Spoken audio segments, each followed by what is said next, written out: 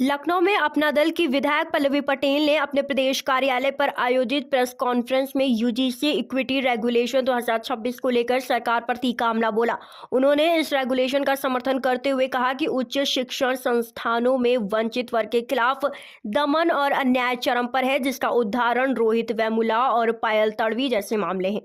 पल्लवी पटेल ने आरोप लगाया कि सरकार ने यूजीसी रेगुलेशन को अपने अनुसार मरोड़कर पूरे देश को अंगड़ा बनाम वंचित की लड़ाई में झोंक दिया है।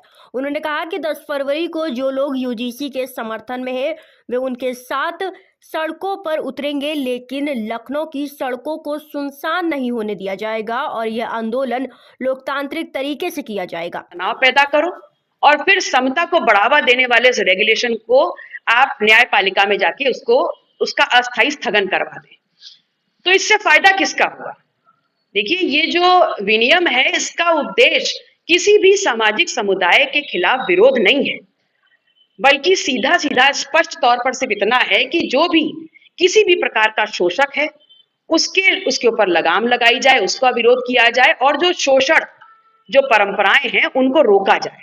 सिर्फ इतना इसका उद्देश्य है।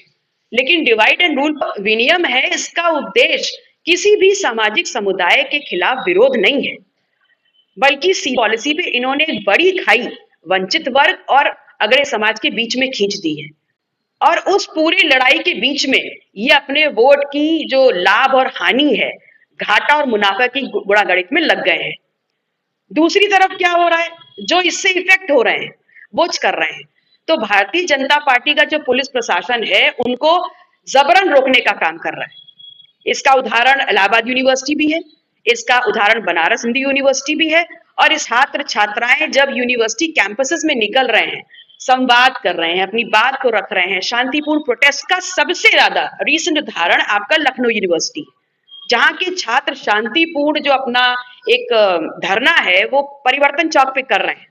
कल रात को 11:30 बजे वहां पर पुलिसिया कार्रवाई हुई है, उन बच्चों को घसीट घसीट के मारा गया है। क्यों किया जा रहा है ऐसा? और अगर ऐसा है तो पुलिस उसमें पार्टी क्यों बन रही है? पुलिस पार्टी बन रही है और जहां पर ये प्रदर्शन हो रहे हैं, लोग अपनी बात कह रहे हैं, वहां पर जो ये हिंदू एकता वाले जो ढोंगी संगठन है वो पहुंच करके क्या कर रहे हैं? वो छात्रों पर अटैक कर रहे हैं, मारा पीटी कर रहे हैं। और पुलिस क्या कर रहा है? पुलिस बल्कि क्रॉस एफआईआर करके लीपापोती कर रही है। अगर आप देखें तो हम सिर्फ इतना चाहते हैं कि जो ये दमनकारी नीतियां हैं, जो अन्याय, इसके खिलाफ अब सड़क पर उतरना बहुत जरूरी हो गया है। और ऐसे में यूजीसी मतलब उच्च शिक्षा संस्थान जितने हैं, वहां से लेके गांव के आखिरी व्यक्ति तक हम आपके मार्फत ये संदेश पहुंचाना चाहते हैं कि 10 फरवरी को अपना दल तमाम जो शिक्षा संस्थान हैं, विश्वविद्यालय हैं, उनके छात्र छात्राएं सड़कों पर राजधानी में उतरेंगे। और हमारा सिर्फ इतना उद्देश्य है कि हम पुरजोर इस बात की मांग को रखें कि यूजीसी रेगुलेशन जिसको न्यायिक पालिका में फंसा के रख दिया गया है, उसको अविलंब लागू किया जाए और न्याय की जो एक वानगी बनाई गई थी, जो एट्रोसिटीज को खत्म करने के लिए एफर्मेटिव एक्शंस लिए गए थे, उसका पालन किया जाए। सिर्फ इतना हमारा उद्देश्य है। और आपके मार्फत में तमाम उन लोगों को जो इस आंदोलन में हमारा सहयोग करना चाहते हैं, चाहे अधिवक्ता साथी हो, चाहे डॉक्टर साथी हो, चाहे शिक्षक हो, चाहे प्रोफेसर हो, चाहे छात्र छात्राएं हो, चाहे किसान हो, किसी भी वर्ग से, किसी भी कोण से अगर वो उत्तर प्रदेश के लोग हैं, इस देश के लोग हैं और इस बड़े आंदोलन में अपनी सहभागिता करना चाहते हैं, तो 10 फरवरी को लखनऊ की सड़कों पर हम उतरेंगे। अपना दल से कमेरावादी पल्लवी पटेल हमारे साथ मौजूद है। मैम, यूजीसी को लेकर क्या कहना चाहेंगे? देखिए, यूजीसी इक्विटी जो रेगुलेशन 2026 आया है, हमारी पार्टी इसका समर्थन करते हैं। और निश्चित रूप से जिस प्रकार से भारतीय जनता पार्टी ने 2 बड़े समुदाय को, वंचित वर्ग को और अगड़ा समाज को लड़ा करके वोट की गुणागणित शुरू कर दी है और कहीं ना कहीं अपने जायज सवालों को छुपाने का काम किया है, तो ऐसे में 10 फरवरी को मैं आपके माध्यम से सभी का आह्वान करती हूँ कि राजधानी की सड़कें सूनी नहीं रहनी चाहिए। इस मसले पर, इस बिंदु पर कि तत्काल प्रभाव से यूजीसी रेगुलेशन 2026 लागू किया जाए, हम सड़कों पर उतरेंगे और आह्वान करते हैं आपका। क्या आपको लगता नहीं यूजीसी को जिस तरह से भाजपा ला रही है, बात करी जाए 2027 में चुनाव, उसके पहले ये लाने का मतलब क्या जाति का समीकरण भी तो नहीं देखा जाएगा कि कौन सी जातियां उनके साथ हो?